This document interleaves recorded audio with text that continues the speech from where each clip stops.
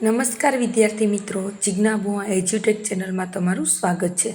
આજે આપણે જોઈશું ધોરણ 7 વિજ્ઞાન પાઠ 4 એસિડ બેઝ અને ક્ષાર સ્વાધ્યાય કાર્યનું સંપૂર્ણ સોલ્યુશન. જો તમે આ ચેનલ પર નવા હો તો સબસ્ક્રાઇબ કરજો અને તમને જો આ વિડીયો પસંદ આવે તો લાઇક, શેર અને કમેન્ટ કરજો. હવે આપણે જોઈશું પ્રશ્ન નંબર 1. નીચેના પ્રશ્નના માગ્યા મુજબ જવાબ આપો.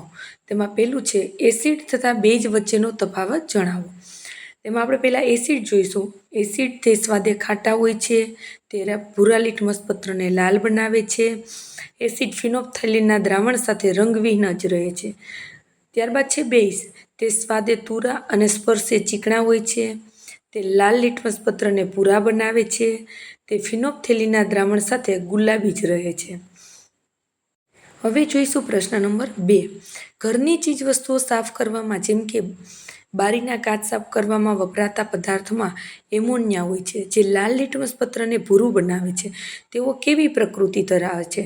તો જવાબમાં આવશે તેઓ એમોનિયા બેઝ પ્રકૃતિ ધરાવે છે. પ્રશ્ન નંબર 3. લિટમસના દ્રાવણનો સ્ત્રોત જણાવો. આ દ્રાવણનો ઉપયોગ શું છે? લિટમસનું દ્રાવણ લાઇકેનમાંથી નિષ્કર્ષણ કરીને મેળવાય છે.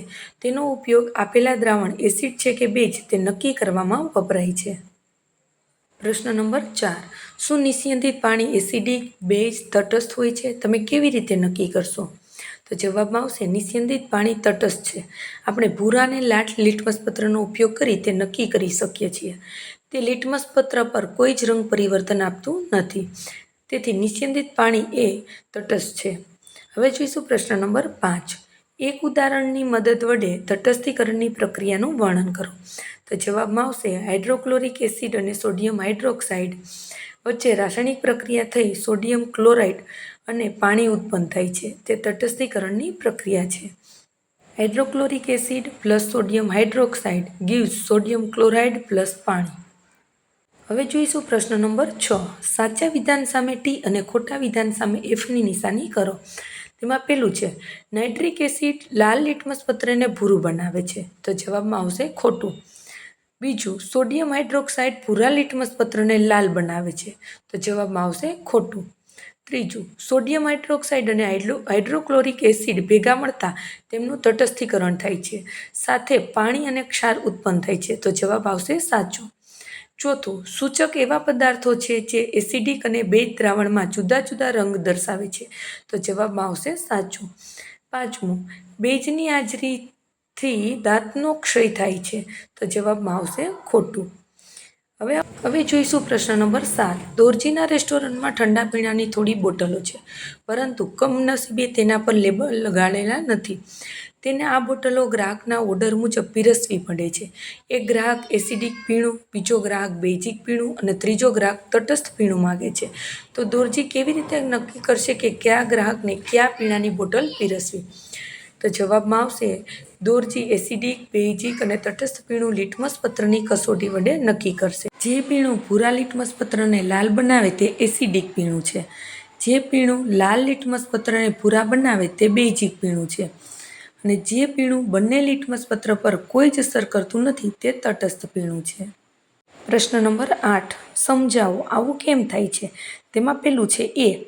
જ્યારે આપણને એસિડિટી થાય છે ત્યારે એન્ટાસિડ ગોળી લઈએ છીએ. તો જવાબમાં આવશે એસિડિટી એ જઠરમાં વધુ પડતો હાઇડ્રોક્લોરિક એસિડ બનાવવાના કારણે થાય છે. એન્ટાસિડ ગોળી લેવાથી તેમાં રહેલ મેગ્નેશિયમ હાઇડ્રોક્સાઇડ બેઝિક પદાર્થ હોવાથી જઠરમાંના વધારાના એસિડને તટસ્થ કરે છે અને એસિડિટીમાં રાહત મળે છે. હવે છે બી. જ્યારે આપણને કીડી કરડે છે ત્યારે આપણે ચામડી પર તે જગ્યાએ કેલેમાઇનનું દ્રાવણ લગાવીએ છીએ. તો જવાબમાં આવશે કીડી કરડે છે ત્યારે આપણી ચામડીમાં ડંખ દ્વારા ફોર્મિક એસિડ દાખલ થાય છે. આથી ડંખવાળા ભાગમાં પીડા થાય છે. કેલેમાઇનનું દ્રાવણ લગાડવાથી તેમાં રહેલ ઝીંક કાર્બોનેટ ફોર્મિક એસિડને તટસ્થ કરે છે. આથી પીડામાં રાહત રહે છે. સી. કારખાનાઓમાંથી નીકળતો કચરાને પાણીમાં વહેવડાવતા પહેલાં તટસ્થ કરવામાં આવે છે. જવાબમાં આવશે કારખાનાઓમાંથી નીકળતો કચરો મોટે ભાગે એસિડિક હોય છે. જો તેને પાણીમાં વહેવડાવવામાં આવે તો પાણીમાં રહેલા પ્રાણીઓ અને વનસ્પતિઓને નુકસાન પહોંચાડે છે. તેથી તેનો નિકાલ કરતા પહેલાં તેને તટસ્થ કરવો જોઈએ. હવે આપણે જોઈશું પ્રશ્ન નંબર 9. તમારી પાસે માત્ર હળદળપત્રનું જ સૂચક છે. તમે હાઇડ્રોક્લોરિક એસિડ, સોડિયમ હાઇડ્રોક્સાઇડ અને ખાંડનું દ્રાવણ ધરાવતા 3 પ્રવાહી આપવામાં આવેલા છે. તો તમે તેમને કેવી રીતે ઓળખી શકશો? તો જવાબમાં છે આપેલ રસાયણની 3 બોટલ 1, 2, 3 એમ લેબલ લગાવવાના છે. ત્યારબાદ હળદર સૂચકના 5 હળદળપત્ર બનાવવાના છે. હવે 3 હળદળપત્ર લઈને દરેક બોટલ 1, 2, 3 એમાં 2 ટીપા નાખવાના છે. જે બોટલનું દ્રાવણ હળદળપત્રને લાલ બનાવે છે તે સોડિયમ હાઇડ્રોક્સાઇડ છે. બાકી રહેલ બંને બોટલમાંથી અડધી તે દ્રાવણની કસનળી ભરવાની છે. દરેક કસનળીમાં સોડિયમ હાઇડ્રોક્સાઇડના 10 ટીપા નાખી અને બરાબર હલાવવાનું છે. દરેક કસનળીમાં હળદરપત્ર લાલ બને તે દ્રાવણ ખાંડનું છે અને બાકી રહેલ બોટલમાં હાઇડ્રોક્લોરિક એસિડ છે. પ્રશ્ન નંબર 10. ભૂરા લિટમસ પત્રને દ્રાવણમાં ડુબાડતા તે ભૂરા રંગનું જ રહે છે.